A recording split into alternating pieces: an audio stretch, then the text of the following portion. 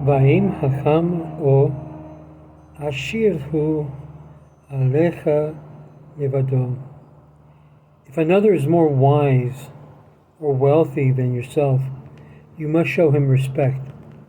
This is based on the letters of the Ramban Nachmanides to the ages, particularly to his son. And thus we are continuing our series of the letters for the ages based upon Ramban's work. And of course this is being written and recorded on behalf of my children, my sons, in particular for Mayor David, for Joshua, and for David Joseph. The sanctity of knowledge. Arise respectfully before the elderly, honor the presence of a scholar, and be in the fear of your God. Leviticus 19, verse 32. Man is influenced by his action. When one shows outward signs of respect to the wise, he becomes inspired to emulate their example. This is based on Sefer HaChinuch, number 257. Citing this great scholar, Rabbi Akiva HaKohen, the Midrash relates the following. Originally, I would avoid walking past crowds of people so as not to bother them, for I knew that they would stand as I walked by. But Rabbi Yossi advised me, otherwise when the crowds rise before a Torah scholar, their hearts become filled with the fear of heaven. Conversely, failure to show outward indifference to a scholar is an indicative of an inner lack of regard and sanctity of knowledge. A scholar who does not show respect for his peers thus lives a life of contradiction. His knowledge suffers from a tragic flaw. Rabbi Eliezer said, any student who fails to stand up respectfully for his rabbi and teacher is called a wicked, a rasha. He is destined to forget his Torah knowledge. Kiddushin 33b. In other words, we need to respect our elders. We need to respect those who have knowledge, especially those who have delved into Torah, and give them their due respect. Besides demanding that he shows deference to the wise, the Ramban also encouraged his son to respect men of wealth, men of means. Indeed, the rabbis teach us that when one acknowledges that his riches are a gift from God, his wealth becomes a true divine blessing. It is only when one sees a gain as solely the product of his own industries and the affluence becomes laced with spiritual toxins. Midrash Bamidbar Rabbah 22:6. Show respect to those that basically have more wealth than you. They can show you something, believe it or not. Ultimately, it is essential that one who realizes the value of the resource he is equipped with, both wisdom and money, are reservoirs of spiritual potential. Rabbi Yechiel HaRofe, in an essay on the value of wealth, in his work of Ma'alot HaMidot, writes that a sage once asked, why do we often see wise men seeking out the company of wealthy, but seldom do we see the wealthy men seeking out the presence of the wise? The sages replied, that is because wise men appreciate the true value of wealth, whereas wealthy men fail to appreciate the value of wisdom. Bounds of humility. Rabbi Yehuda the Prince and Rabbi Akiva gave recognition to the rich. We find this in Eruvim 86a.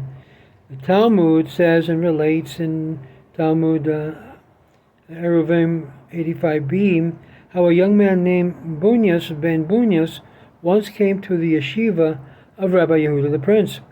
He was clothed modestly, received no special attention, and as time passed, Rabbi Judah was informed that the young man's father possessed fabulous wealth, owning titles to the whole cities. Rabbi Yehuda responded that in the case, please communicate to Bunyas the elder that he has failed to dress his son properly. A rich man's clothing should be an accurate reflection of his wealth.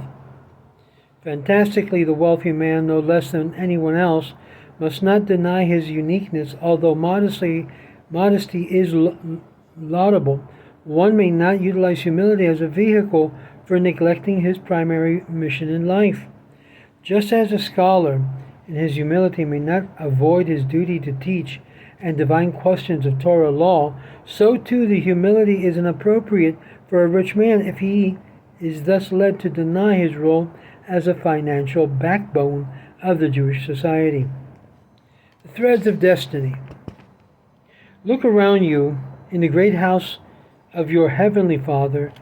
Everything sustained and is sustained, and everything takes and gives and receives 1,000-fold in giving. For if it receives life instead of mere existence, and do you alone wish only to take and not give? Would you be as a stream which dries up in the arid sand and fails to give back to the sea that which it has received?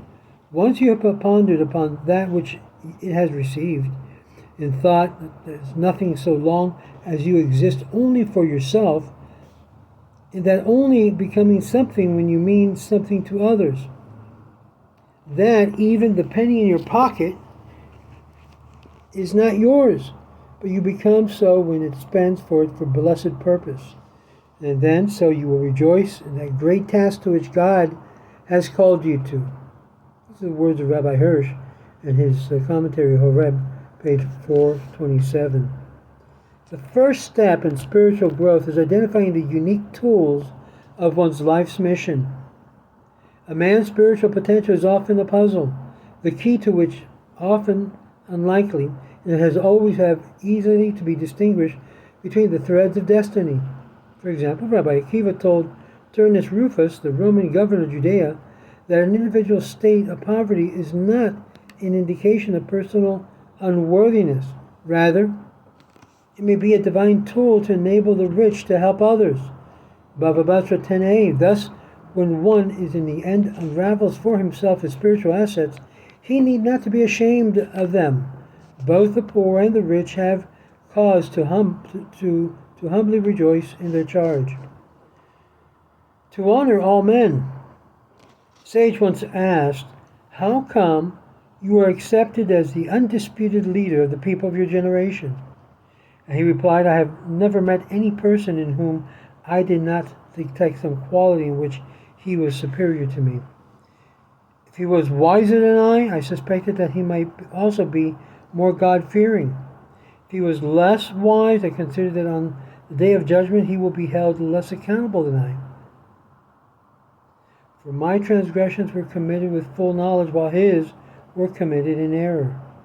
If he was older, I would reason that the merit which he already acquired must exceed mine. If he was younger, I calculated that his sins were fewer than mine. And if the man was richer, then perhaps his wealth enabled him to surpass me in serving God. If I was poorer, I would consider him to be contrite and humbler spirit than I. Thus, I honored all men and humbled myself before them." It's based on the work of Chovos Levavot, Sha'ar Hakina, chapter 10. And we're finished with chapter 21, or video 21. Stay with us and be part of the ways of Israel. Shalom.